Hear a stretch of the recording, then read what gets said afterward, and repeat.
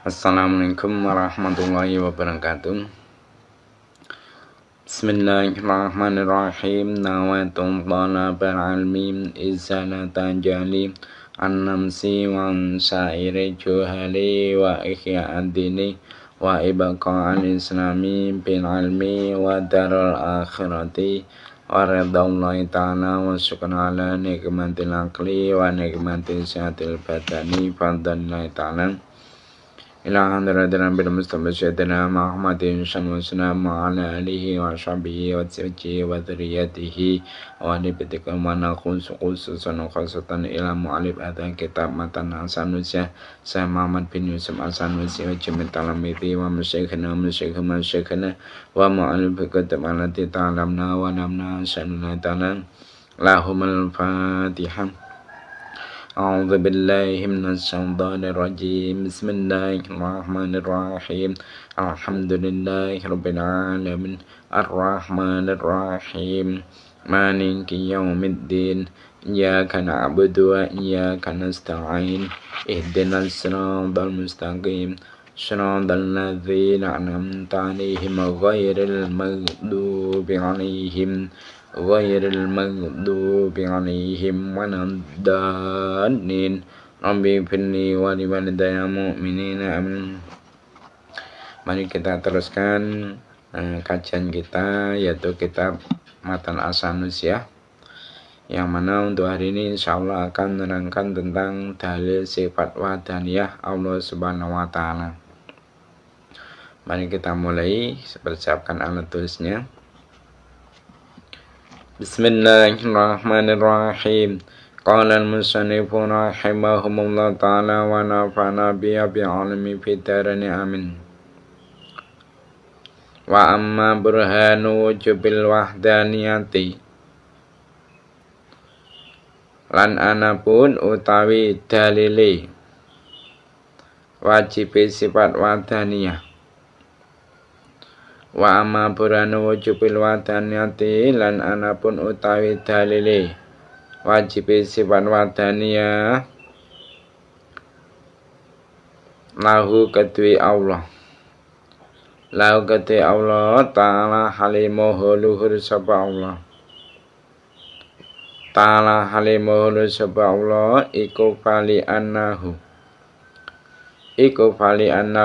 mongko krana temen setune kelakuan iku lawalam yakun lamun ora ana sapa Allah iku wahidan siji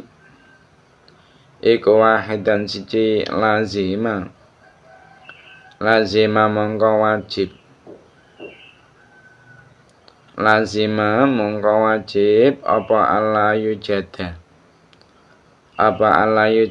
yen to ora den temu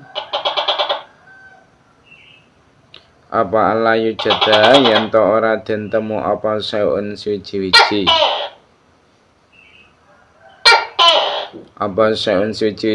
minal alamin saking alam liluzumi ajzi krana tetepe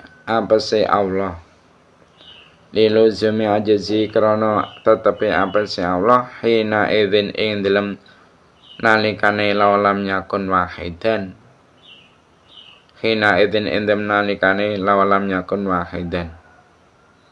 Jadi Kiai Mu'alif yaitu Syekh Muhammad bin Yusuf Hasanusi beliau mengatakan adapun dalil wajibnya wahdaniyah bagi Allah SWT ialah apa? Andaikan saja Allah itu tidak satu, maka pasti tidak akan ditemukan salah satu dari alam semesta ini. Kenapa? Karena wajibnya ajzun bagi Allah SWT. Jadi pada keterangan yang sudah lewat itu telah dijelaskan mengenai pembagian wahdaniyah, yaitu wahdaniyah fi dzat, wahdaniyah fi sifat, dan wahdaniyah fil af'al. Nah, dua yang pertama maksudnya apa? Yang wahdaniyah fi dzat dan wahdaniyah fi sifat itu terbagi menjadi dua bagian. Ada yang mutasil dan ada yang munfasil. Namun ketahuilah bahwasanya dalil wahdaniyah yang disebutkan oleh mu'allif, yaitu Syekh Muhammad bin Yusuf As-Sanusi, ialah dalil wahdaniyah fi dzat saja. Nah, untuk wahdaniyah fi sifat dan wahdaniyah fil af'al oleh mu'allif itu tidak disebutkan. Dan insyaallah juga akan kami singgung nanti masa dalil wahdaniyah fi sifat dan wahdaniyah fil af'al. Nah, dalil wahdaniyah fi dzat ialah yaitu andaikan Allah itu memiliki sekutu dalam ketuhanan, maka tidak akan lepas dari beberapa keadaan berikut. Ada kalanya dua Tuhan tadi sepakat untuk mewujudkan alam. Misal Tuhan A itu berkata, aku yang mewujudkan alam. Dan Tuhan yang satunya juga berkata, aku juga yang mewujudkan alam bersama. Maka dalam keadaan seperti ini itu akan terjadi ijtima'ul ma'athiraini ala atharin wahid, yaitu kumpulnya dua perkara yang memberikan dampak atas satu dampak. Dan ini merupakan suatu perkara yang mustahil. Coba Anda pikir, ketika Anda itu melihat satu yang tidak ada tampilannya, ketika Anda melihat satu yang tidak ada tampilannya, maka tidak sah dikatakan bahwa garis tersebut ditulis dengan menggunakan dua pena. Nah, ada kalanya dua Tuhan tadi itu berbeda pendapat untuk mewujudkan alam. Misal Tuhan A itu berkata, aku ingin mewujudkan alam. Dan Tuhan satunya berkata, aku tidak menginginkan mewujudkan alam. Nah, hal seperti ini itu akan menuntut adanya dua keadaan. Satu yaitu kehendak salah satu dari dua Tuhan tadi dilestarikan. Nah, kedua yaitu kehendak keduanya tidak terlestarikan. Nah, ketika kehendak salah satu dari keduanya terlestarikan, maka Tuhan yang kehendaknya tidak terlestarikan dihukumi ajizun, dihukumi lemah. Nah, ketika salah satu dari Tuhan tersebut ajizun atau lemah, maka Tuhan yang satunya juga dihukumi ajizun. Kenapa? Karena keduanya itu sama-sama sederajat. Nah, ketika kehendak dari dua Tuhan tersebut tidak terlestarikan, maka sudah maklum, sudah bisa dipahami kalau keduanya dihukumi ajizun. Dan semua itu sangatlah mustahil, sangatlah tidak mungkin. Nah, ini adalah apa? Dalil wahdaniyah fi dzat secara munfasil. Nah, dalil wahdaniyah fi dzat secara mutasil yaitu apa? Yaitu andaikan zat Allah itu tersusun dari beberapa juz, maka hal tersebut tidak akan lepas dari tiga keadaan. Satu, yaitu semua juz-juz Allah memiliki sifat uluhiyah, mempunyai sifat ketuhanan. Kedua, sebagian juz memiliki sifat uluhiyah. Ketiga, secara global juz-juz memiliki sifat uluhiyah. Dan tiga keadaan itu andaikan mungkin bagi Allah SWT, maka tidak akan ada satupun dari alam semesta yang wujud. Nah, adapun keadaan pertama, andaikan mungkin, maka akan terjadi sebuah kemustahilan yang sama jika diucapkan ada dua Tuhan. Seperti keterangan yang telah Anda ketahui. Nah, adapun keadaan kedua, andaikan mungkin sebagian juz Allah memiliki sifat uluhiyah dan sebagian yang lain tidak memilikinya, maka menuntut juz yang tidak memiliki sifat uluhiyah untuk disifati ajzun. Nah, ketika seperti itu, maka secara global juz-juz Allah juga ajzun. Kenapa? Karena tidak ada yang mengunggulkan sebagian sifat untuk memiliki sifat uluhiyah. Nah, adapun keadaan ketiga, andaikan mungkin sekumpulan, maksudnya ya tidak secara individu bisa memiliki sifat uluhiyah ketika berkumpul. Adapun secara individu maka tidak bisa memiliki sifat uluhiyah. Jadi adapun keadaan ketiga, yaitu andaikan mungkin sekumpulan juz Allah itu memiliki sifat uluhiyah, maka ketika juz tadi diindividukan akan bersifat ajzun. Ini adalah dalil wahdaniyah bidzat secara mutasil. Nah, dalil wahdaniyah bisifat secara mutasil, ya, dari dalil wahdaniyah bisifat secara mutasil ialah andaikan Allah itu memiliki dua kudrah atau dua iradah, maka akan terjadi suatu kemustahilan yang sama ketika dikatakan ada dua Tuhan. Nah, adapun dalil wahdaniyah sifat secara munfasil ialah andaikan ada salah satu orang yang memiliki sifat yang sama persis dengan sifat yang dimiliki Allah, maka akan terjadi sebuah kemustahilan yang sama jika diucapkan ada dua Tuhan. Nah, sekarang dalil wahdaniyah fil af'al, yaitu apa?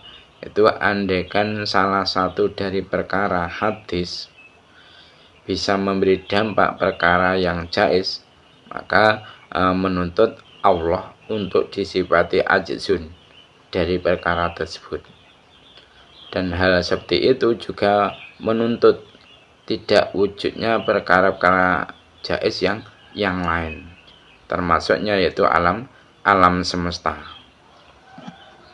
Nah, sekarang kita akan membahas tentang dalil sifat kudrah, iradah, ilmu, dan sifat hayat Allah SWT. Wa ma burhanu wujubiti sobi ta'ala.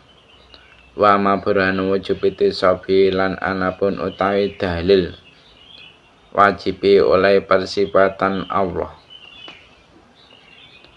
Wa ma burhanu wujubiti sobi lan anapun utawi dalil wajibi oleh persifatan Allah Ta'ala halimuhu lu sapa Allah. Ta'ala halimuhu sapa Allah.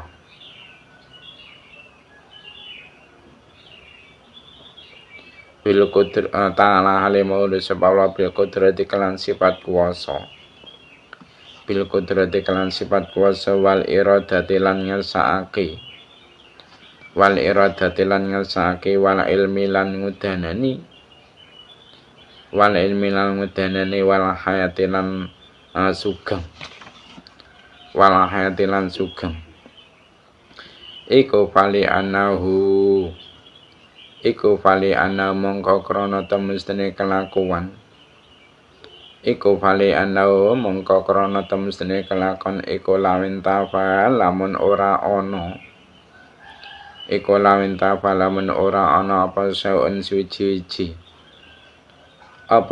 suci-suci minal sangking kudroh irada ilmu hayat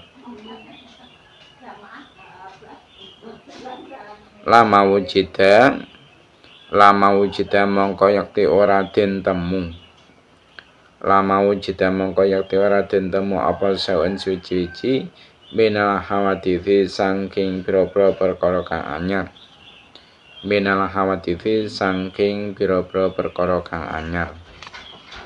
Jadi Kiai Mu'alif yaitu Syekh Muhammad bin Yusuf As-Sanusi mengatakan adapun dalil wajibnya sifat kudroh, iradah, ilmu dan hayat bagi Allah SWT yaitu andaikan saja salah satu dari 4 sifat tadi itu tertiadakan, maka tidak akan ditemukan satupun dari hawadis.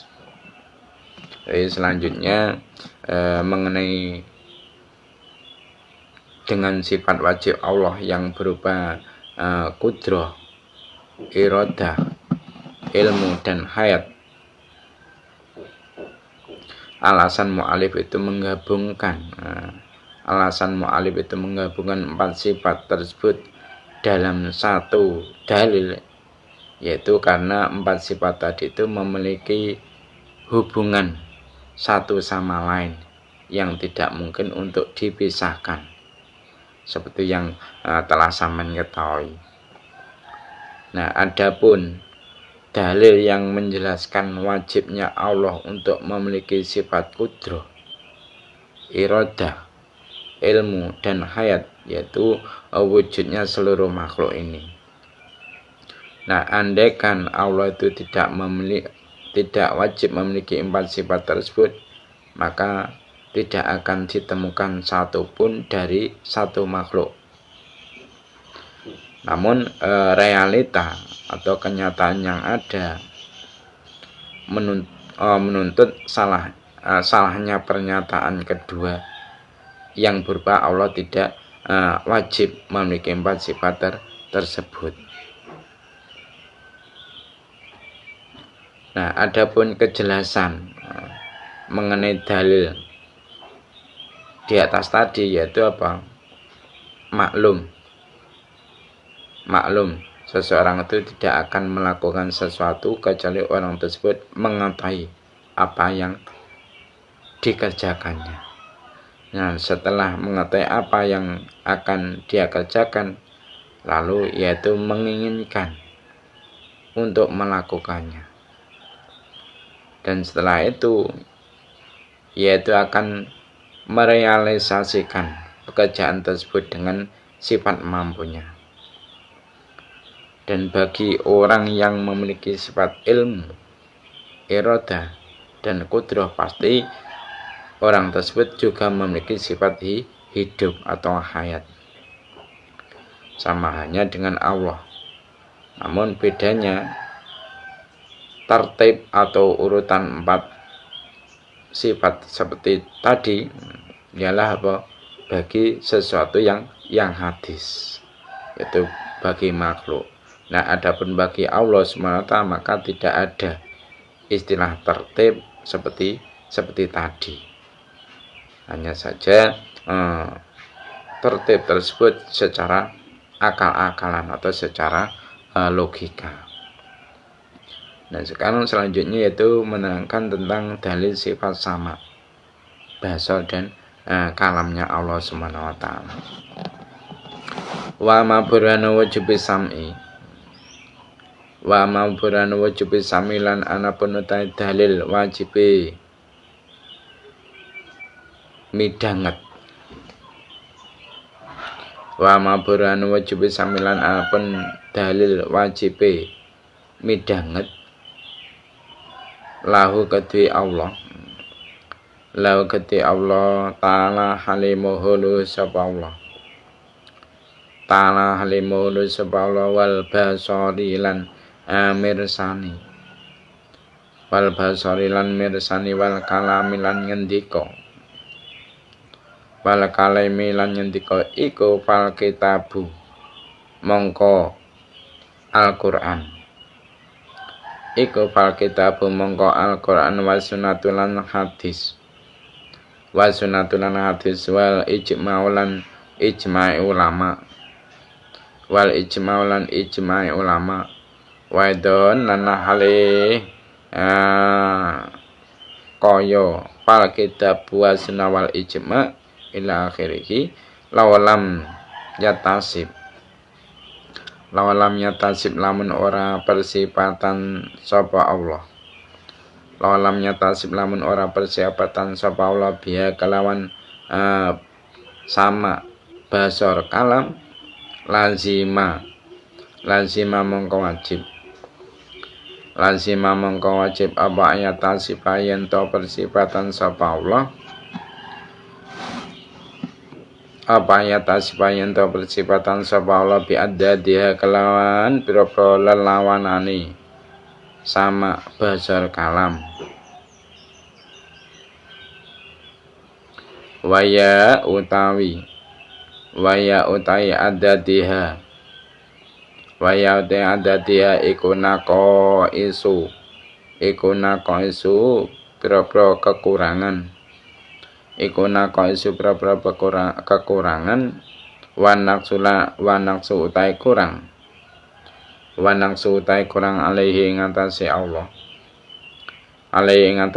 taala halimul sabawla iku muhalun muhal. Nah kemudian Syekh Muhammad bin Sanusi bin Yusuf As-Sanusi beliau mengatakan adapun dalil wajibnya sifat sama, sifat basar dan sifat kalam bagi Allah SWT yaitu Al-Qur'an. Jadi adapun dalil wajibnya sifat sama, basar dan kalam bagi Allah adalah Al-Qur'an. Dalilnya Al-Qur'an, hadis dan ijma'. Dan juga andaikan Allah itu tidak bersifat dengan sifat-sifat tersebut, maka pasti Allah itu bersifat dengan sebaliknya. Nah, sedangkan hal tersebut merupakan sebuah kekurangan. Dan kekurangan bagi Allah ialah sesuatu hal yang mustahil. Tidak mungkin Allah itu bersifat kurang. Nah, jadi ketahuilah bahwasanya sifat-sifat yang wajib bagi Allah itu terbagi menjadi dua bagian. Bahwa sifat-sifat yang wajib bagi Allah terbagi menjadi dua bagian. Pertama yaitu sifat-sifat yang menjadi syarat untuk takfir, yaitu sifat-sifat yang menjadi pondasi dari terbentuknya syariat. Seperti yaitu 4 sifat sebelum 3 sifat ini, yaitu apa? Qudrah, iradah, ilmu dan hayat. Nah, kedua yaitu sifat-sifat yang tidak menjadi syarat untuk takfir. Apa? Yaitu sifat-sifat yang tidak menjadi pondasi dari terbentuknya syariat. Seperti 3 sifat di atas tadi, yaitu apa? Sifat sama, basar dan kalam. Nah, para ulama ahli tauhid pada bagian yang pertama itu istidlal menggunakan dalil akli, dan pada bagian yang kedua itu menggunakan dalil nakli. Sebab apa? Sebab menggunakan dalil nakli dalam pembagian pertama itu tidak bisa membuahkan hasil. Kenapa? Karena sifat-sifat tersebut juga termasuk sifat-sifat yang menjadi syarat dari terbentuknya syariat. Yang mana andaikan menggunakan dalil nakli akan terjadi daur. Nah, lebih jelasnya itu sebagai berikut. Syariat Nabi Muhammad SAW itu digantungkan dengan adanya takfir dari Allah Subhanahu wa taala. Sebab menciptakan dan mewujudkan mukjizat menuntut bahwa zat yang menciptakannya pasti memiliki sifat hayat, tahu dengan apa yang diciptakannya, mempunyai kehendak dan mampu. Kemudian mukjizat yang tampak di tangan para rasul itu menunjukkan pada jujurnya para rasul. Kenapa? Karena itu merupakan sebuah pembenaran dari Allah SWT dalam segala pengakuan menyampaikan wahyu dari Allah SWT. Dan juga termasuk dari perkara-perkara yang disampaikan Rasul ialah dalil sam'i. Maka ketetapan dalil sam'i digantungkan dengan adanya 4 sifat tersebut. Nah, bagaimana mungkin ketetapan 4 sifat tadi juga digantungkan dengan dalil sam'i? Nah, adapun dalil bagian kedua, maka untuk menetapkan kebenarannya diperbolehkan menggunakan dalil sam'i, yaitu Al-Quran, hadis, dan ijma' ulama. Nah, Allah SWT di dalam Al-Quran beliau berfirman, wa was samiul basir. Dia adalah zat yang maha melihat dan maha mendengar. Dan juga di dalam Al-Quran Allah berfirman, wa kallamallahu Musa taklima. Dan kepada Musa Allah itu berfirman langsung. Dan selain itu Mu'alid juga menyebutkan, beliau juga menyebutkan dalil akli dari 3 sifat tersebut.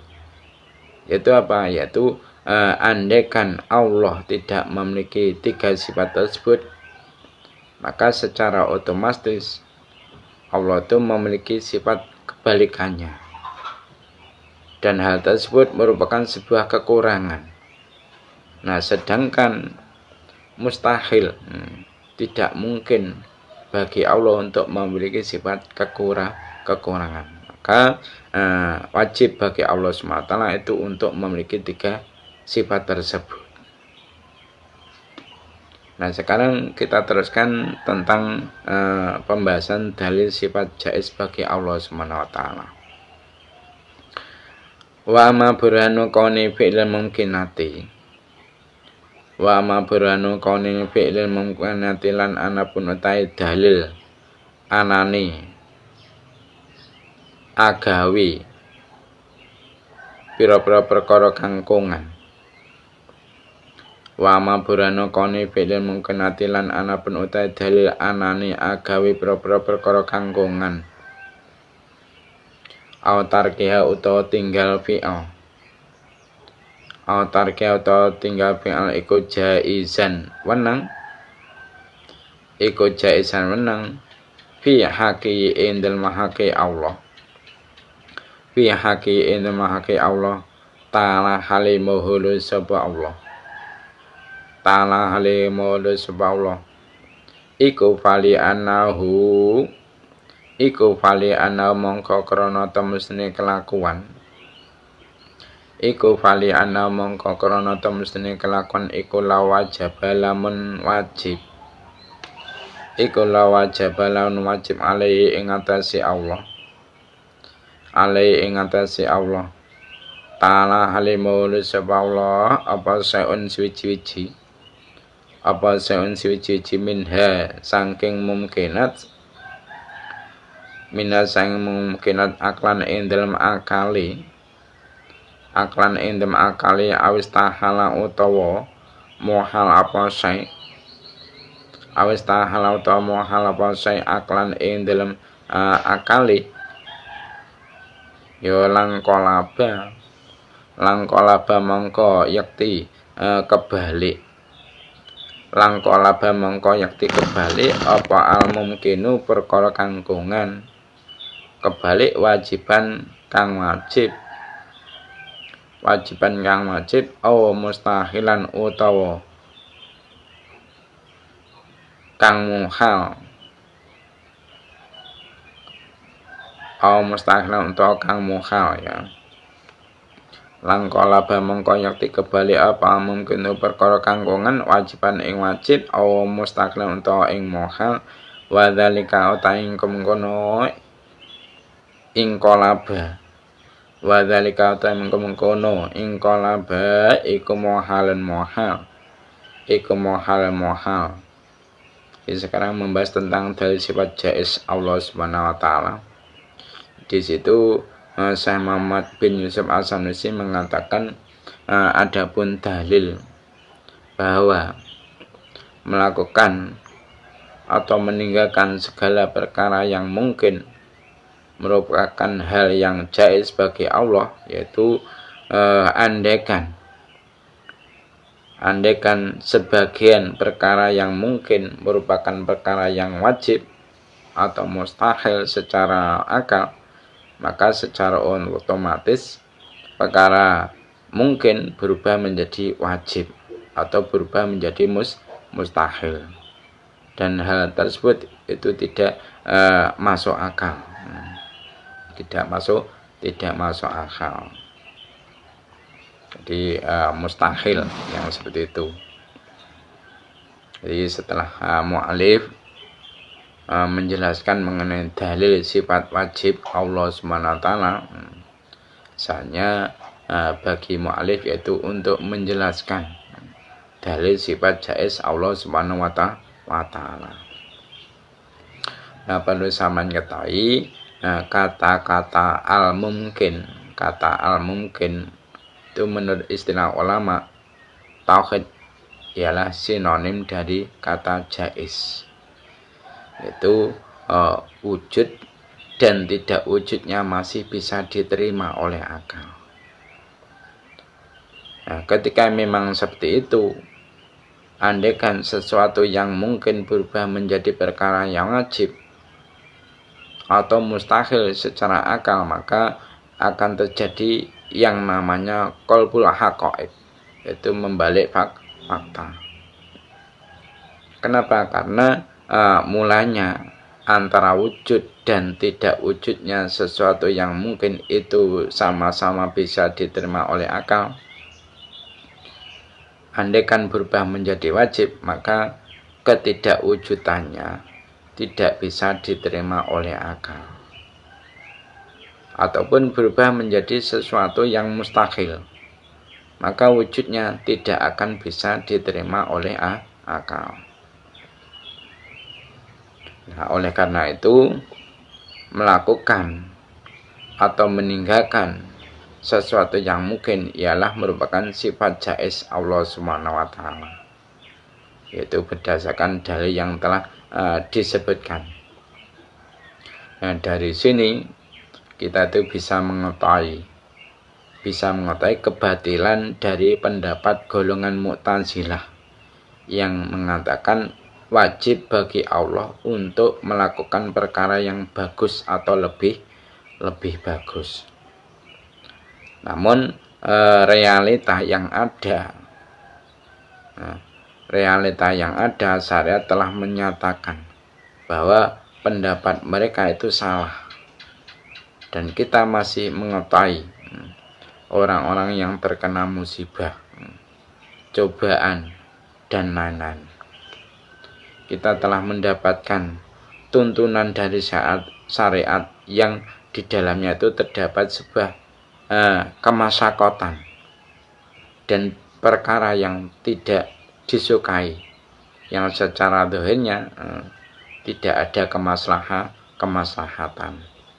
Nah, dari sini juga kita itu bisa mengetahui kebatilan pendapat golongan Mu'tazilah yang mengatakan bahwa ru'yah atau melihat Allah itu merupakan perkara yang mustahil. Nah, di dalam sebuah hadis yang diriwayatkan oleh Jarir bin Abdullah, qala Jarir bin Abdullah, kunna inda nabi idza nadha ilal qamari lailatal badri faqol amma innakum satarawna rabbakum kama tarawna hadza la tudammu na aw la tudahuna fi ru'yatihi fa nastatatum alla labhu ya fa nastatatum alla labhu ala sholatin qabla tuli samsi wa qabla ghurubiha fa'alu tsumma qala fa sabbiha bihamdi rabbika qabla tuli samsi wa qabla ghurubiha. Jarir bin Abdullah beliau berkata, kami para sahabat duduk bersama Rasulullah. Kemudian beliau itu memandang bulan yang sedang purnama. Lalu beliau bersabda, sesungguhnya kamu itu akan melihat Tuhanmu sebagaimana engkau melihat bulan. Tidak ada yang menghalangimu untuk melihatnya. Kalau kamu mampu tidak meninggalkan salat sebelum terbit matahari dan sebelum terbitnya, maka lakukanlah. Yang mana hadis tersebut itu merupakan hadis yang diriwayatkan oleh Imam Bukhari Muslim. Nah, sekarang meneruskan pembahasan yang kedua ya. Sekarang pembahasan yang kedua dari kitab Matan As-Sanusiah. Pembahasan yang kedua yaitu membahas tentang mengenai nubuwah dan risalah. Mari kita mulai. Wa amarusulu wa marusululan anapun utai propro utusan. Wa marusululan anapun utai propro utusan alaihim iku muga tetep ing atase rusul as-salatu utai tambah rahmat ta'zim. As-salatu utai tambah rahmat ta'zim. Wassalamu lan rahmat salam. Wassalamu lan rahmat salam. Iku fayajibu ya. Iku fayajibu mongko wajib. Iku fayajibu mongko wajib ya hakim indal mahake rusul. Ya hakim indal mahake rusul apa asyidku sifat teman. Apa asyidku sifat teman.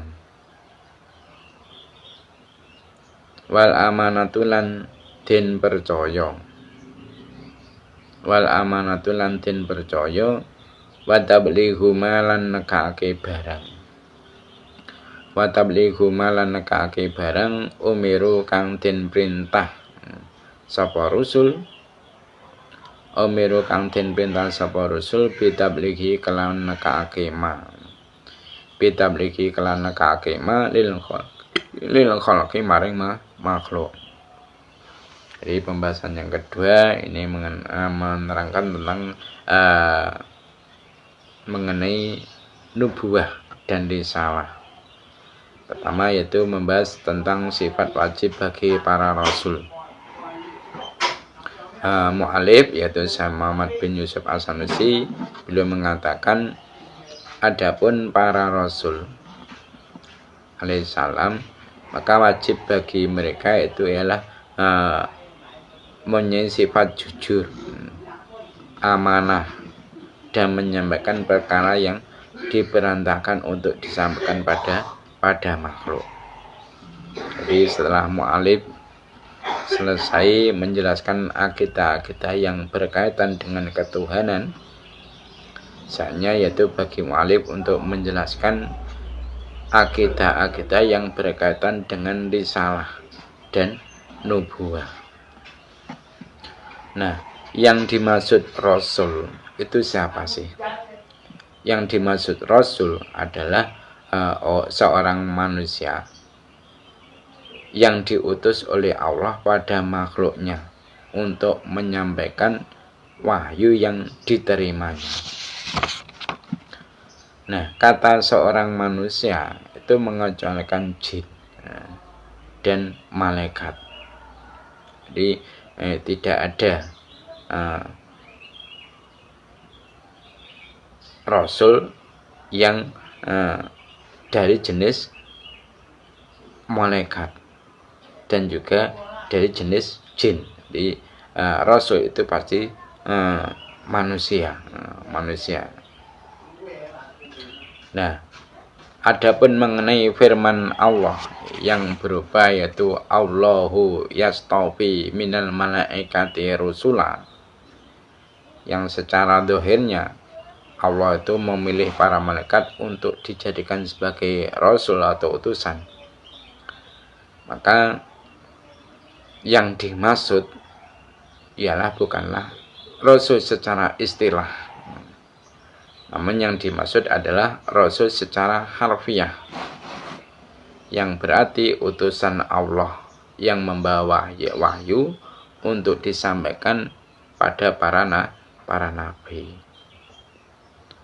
Nah, kata manusia juga mencakup laki-laki dan perempuan. Manusia kan ada dua jenis toh, laki-laki dan perempuan. Nah, jadi kata-kata manusia itu mencakup laki-laki dan perempuan. Maka definisi tadi memberi pemahaman bahwa seorang perempuan juga dimungkinkan untuk menjadi rasul.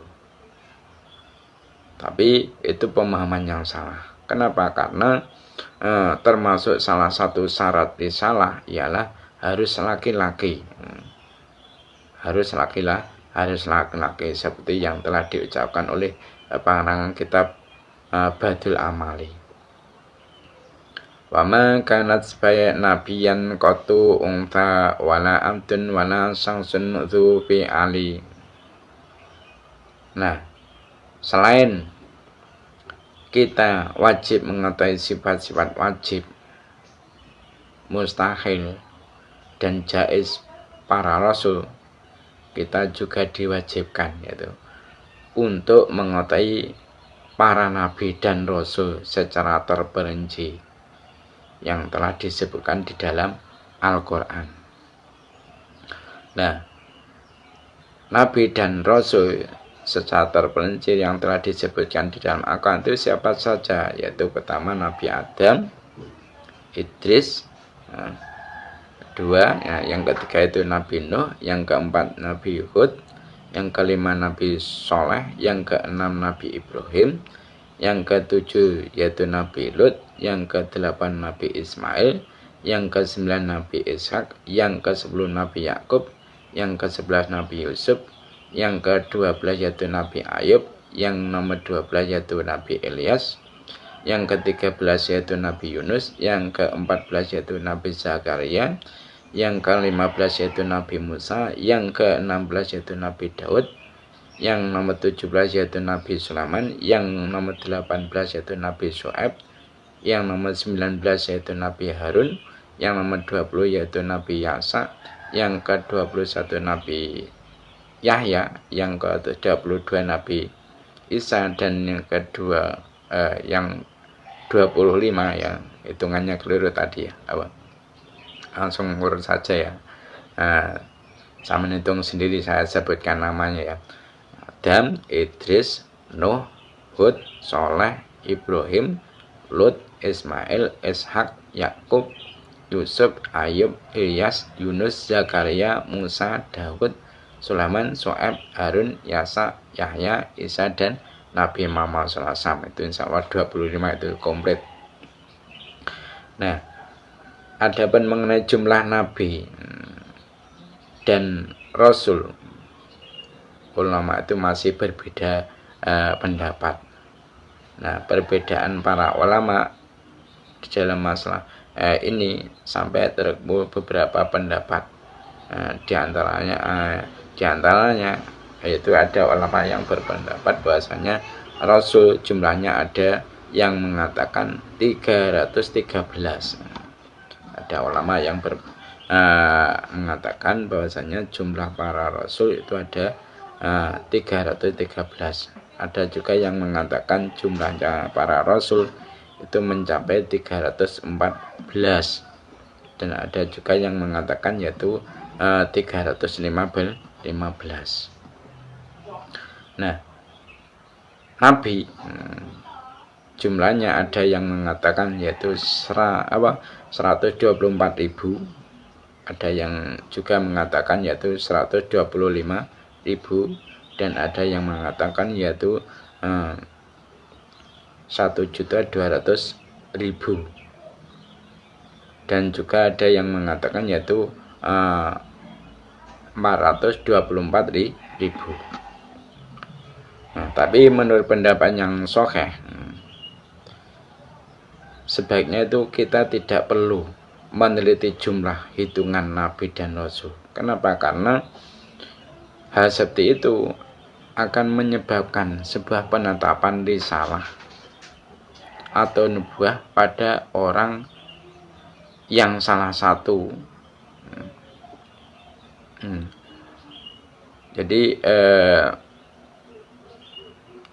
yang seperti itu akan menyebabkan sebuah penetapan risalah atau nubuah pada orang yang salah, atau bisa menampilkan risalah atau nubuah dari orang yang secara realita memang benar-benar menyandang kerisalahan atau nubuah.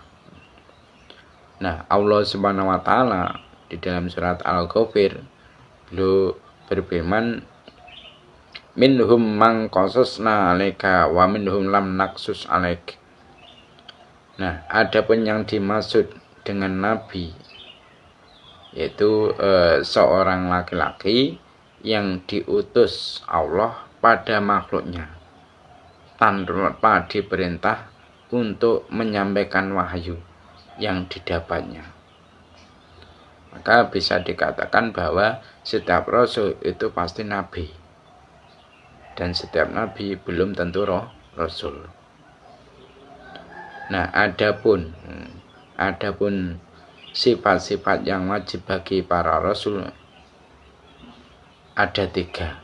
Apa? Yaitu jujur, amanah, dan menyampaikan hal-hal yang harus disampaikan pada umatnya. Nah, untuk lebih perinciannya itu sebagai berikut. Nomor 1 yaitu sifat as-siddiq. Nah, yang pertama yaitu sifat as-siddiq. Siddiq itu adalah sesuainya kabar dengan realita, maksudnya jujur. Jadi siddiq itu adalah sesuainya kabar dengan realita atau jujur. Nah, katakanlah bahwa siddiq itu terbagi menjadi 3 bagian. Salah satu yaitu jujur dalam pengakuan risalah. Kedua itu jujur dalam hukum-hukum yang disampaikan dari Allah Subhanahu wa taala. Ketiga yaitu jujur dalam ucapan yang berkaitan dengan urusan duniawi. Nah, tapi yang dimaksud dalam bab ini ialah 2 bagian yang pertama. Kenapa? Karena dalil mengenai jujurnya para rasul yang akan disebutkan oleh mu'alif mengisyaratkan pada 2 bagian tersebut. Nah, adapun bagian ketiga maka masih dalam kandungan arti amanah. Nah, yang nomor 2 sifat wajib bagi rasul yaitu sifat amanah. Jadi kemudian yang kedua dari sifat wajib para rasul yaitu apa? Amanah. Nah, yang dimaksud amanah adalah apa? Terjaganya lahir dan batin para rasul dari melakukan perilaku-perilaku makruh dan haram. Entah keharaman tersebut itu merupakan dosa besar atau dosa kecil. Entah dosa kecil tersebut dianggap remeh, seperti mencuri satu lukmah atau satu suap makanan, dan mengurangi takaran, atau tidak dianggap remeh, seperti melihat perempuan atau melihat amrot, yaitu anak kecil yang masih belum keluar jenggotnya, dengan syahwat, entah setelah menjadi nabi atau sebelumnya, disengaja atau tidak. Nah, ketika ada sebuah kejanggalan, sesungguhnya sebelum terutusnya para nabi dan para rasul tidak ada sebuah tuntutan syara. Maka dari itu juga tidak ada sebuah kemaksiatan sebelum bi'tsah. Tapi mengapa ada pernyataan bahwa mereka dijaga dari maksiat sebelum menjadi nabi, padahal tidak ada kemaksiatan sebelum bi'tsah? Jawabannya yaitu perilaku-perilaku yang dihukum maksiat setelah bi'tsah juga tidak akan terjadi sebelum bi'tsah. Kesimpulannya, perilaku yang secara zahir merupakan maksiat tidak akan terjadi sebelum bi'tsah. Nah, ketika memang para rasul pasti dijaga dari segala kemaksiatan, keharaman, bagaimana menanggapi pernyataan bahwa Nabi Adam memakan buah pohon yang terlarang? Nah, dalam permasalahan tersebut itu banyak dari kalangan ulama ahli sunnah yang menjelaskan tentang menanggapi kejadian tersebut. Nah, salah satu ulama yang ikut andil dalam menjelaskan permasalahan tersebut yaitu panjenenganipun Syekh Thohir bin Sholeh Al-Jazairi dalam kitabnya yaitu kitab Jawahirul Kalamiyah. Di dalam kitab Jawahirul Kalamiyah beliau itu menjawab, sesungguhnya Nabi Adam memakan buah pohon yang terlarang itu karena lupa. Nah, Allah Subhanahu wa taala di dalam Al-Qur'an beliau berfirman, walaqad ahidna ila adama min qablu fanasi walam najid lahu asma. Sesungguhnya kami itu telah memerintahkan kepada Adam dahulu, lalu dia lupa, dan kami tidak dapatkan kemauan yang sungguh. Nah, orang yang lupa tidak durhaka dan tidak disiksa. Nah, adapun Adam dinyatakan durhaka dalam firman Allah Subhanahu wa taala yang berupa wa'asa Adama rabbahu faghawa tsumma jatabahu rabbuhu fataba alaihi wa hada. Adam durhaka kepada Tuhannya, lalu dia sesat, lantas dipilih, dan Allah menerima tobatnya dan memberinya petunjuk. Nah, hal itu karena kelihatannya Adam itu menyalahi perintah Allah. Kenapa? Karena lupa yang timbul dari kurang perhatian.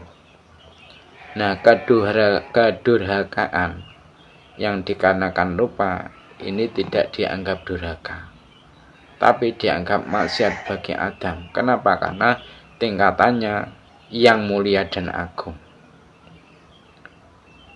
Nah, kesalahan kecil akan dianggap besar bagi orang yang besar.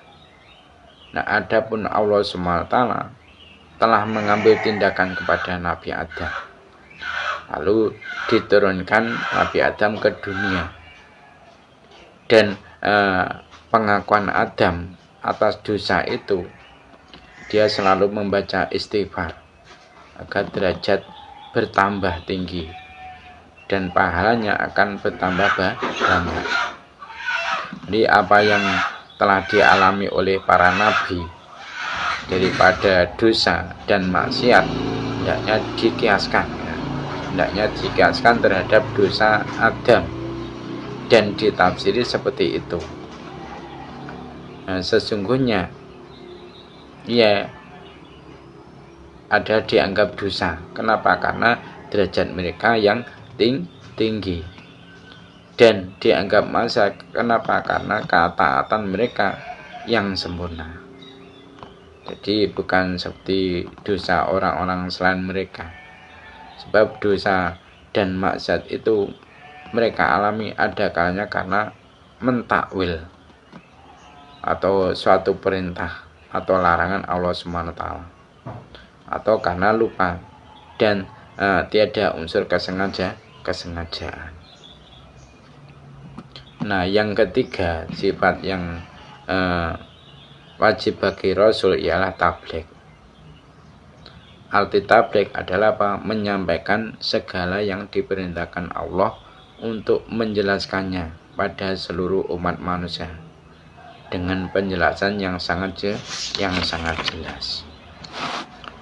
Nah, ini semua perkara yang diterima oleh para rasul itu terbagi menjadi 3 bagian. Satu yaitu hal yang diperintahkan Allah untuk menyampaikannya.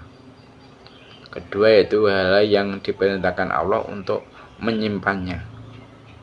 Ketiga yaitu hal yang mana para rasul diberi wewenang memilih antara menyimpan dan menyampaikan.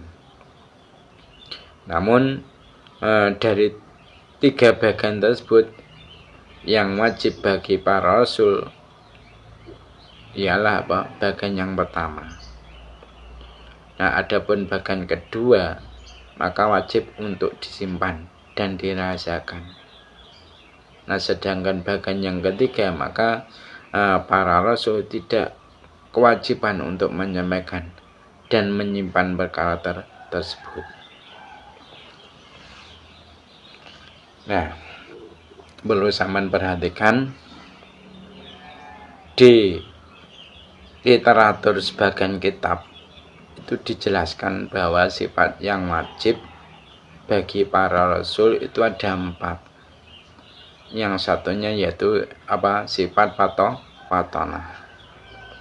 Nah, di sini tadi kan tidak disebutkan oleh Syekh Muhammad bin Yusuf As-Sanusi.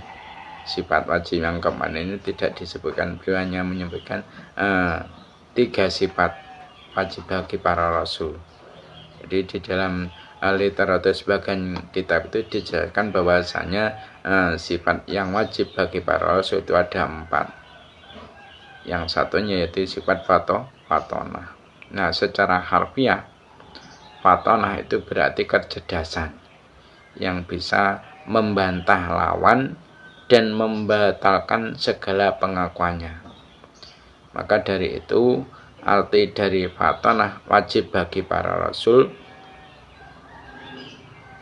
ialah para rasul merupakan makhluk yang paling sempurna pemahaman dan kecerdasannya, ya. Mungkin itu saja yang dapat kami sampaikan untuk kajian kitab Matan As-Sanusi hari ini. Ada kurang lebihnya mohon maaf. Mari kita tutup majelis ini dengan membaca doa kafaratul majelis. Subhanakallahumma wa bihamdika asyhadu an la ilaha illa anta astaghfiruka wa atubu ilaik. Assalamualaikum warahmatullahi wabarakatuh.